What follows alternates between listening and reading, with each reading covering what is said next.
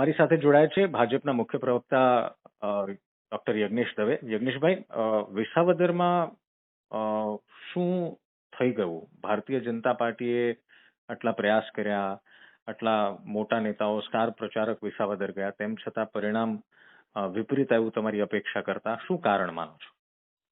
તો 156 સીટ અમે જીત્યા, એની સામે એ વખતે પણ જુઓ તમે 33 સીટો અમે હારેલા હતા.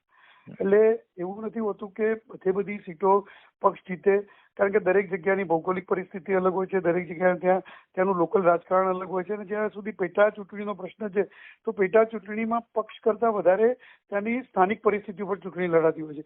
કારણ કે એ જ પક્ષ ભારતીય જનતા પાર્ટી છે કે જે વિસાવદરમાં લડ્યા, એ જ પક્ષ ભારતીય જનતા પાર્ટી છે કે જે કડીમાં લડ્યા. કડીની અંદર તમે જુઓ તો ઉમેદવાર નવા હતા, છતાં પણ વિક્રમજનક જીત ત્યાં નોંધાઈ ભારતીય જનતા પાર્ટીએ. અને એ જ ઉમેદવાર આમ આદમી પાર્ટીના ત્યાં કડીમાં હતા, એ 5% મત પણ ન લાવી શક્યા. એટલે આ પરિસ્થિતિ એ છે. બીજું કે મતદારોનો જે પણ નિર્ણય હોય એ પક્ષ માથે ચડાવે છે અને મતદારોના નિર્ણયને પક્ષ કાયમ સન્માન આપે છે.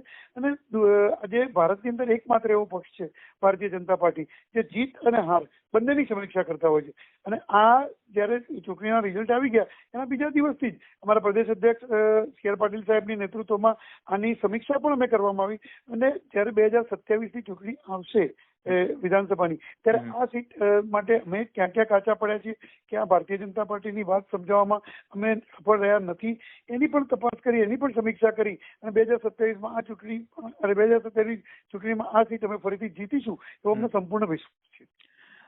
પ્રચાર દરમિયાન ગોપાલ ઇટાલિયાએ આમ આદમી પાર્ટીએ ભાજપ પર ખૂબ બધા આક્ષેપ લગાવ્યા, કિરીટ પટેલ પર ખૂબ બધા આક્ષેપ લગાવ્યા, અને જીત બાદ પણ એમણે જ્યાં સભા કરી ત્યાં પણ આક્ષેપ લગાવ્યા અને કહ્યું કે હવે તો 2027 હોય કે આગળનો સમય હોય, વિસાવદર તો મુખ્યમંત્રી આપે છે, એમ કરીને એમણે પોતાની વાત રજૂ કરી દીધી. ભારતીય જનતા પાર્ટીનું શું રિએક્શન છે આમાં? ગોપાલભાઈ ઇટાલિયા હોય કે કેજરીવાલ હોય, એ લોકો એમના ગપગોળા ફેલાવવા માટે પ્રખ્યાત છે. અને ગોપાલભાઈ ઇટાલિયા એમના ગપગોળા પ્રજાના ગળે ઉતારવામાં થોડા અંશે સફળ થયા છે એવું અમે કહી શકીએ, બીજી બધા નથી કહી શકતા. 2027 માટે ભાજપનો શું પ્લાન છે? અથવા તો કેમ કે અમે ટીવી ડિબેટમાં પણ સાંભળ્યું કે જયરાજસિંહ હોય કે બાકી પ્રવક્તા હોય, એમણે એવી ચેલેન્જ પણ ફેંકી દીધી કે 27માં અમે આ બેઠક જીતીને બતાવીશું. આ મામલે શું વિસાવદર પર ભારતીય જનતા પાર્ટી વધુ ફોકસ કરશે કે પછી જે ટ્રેન્ડ રહ્યો છે વિસાવદરની જનતાનો એને માન આપીને આગળ વધી જશે? જ્યાં સુધી ગોપાલભાઈ ઇટાલિયાનો પ્રશ્ન છે ત્યાં સુધી ભારતીય જનતા પાર્ટી એટલું જ કહેશે કે ત્યાંની પ્રજાને 12 મહિનાની અંદર ગોપાલભાઈ ઇટાલિયાની અસલિયત ખબર પડશે. કારણ કે એનું માઇન્ડ જ ક્રિમિનલ છે.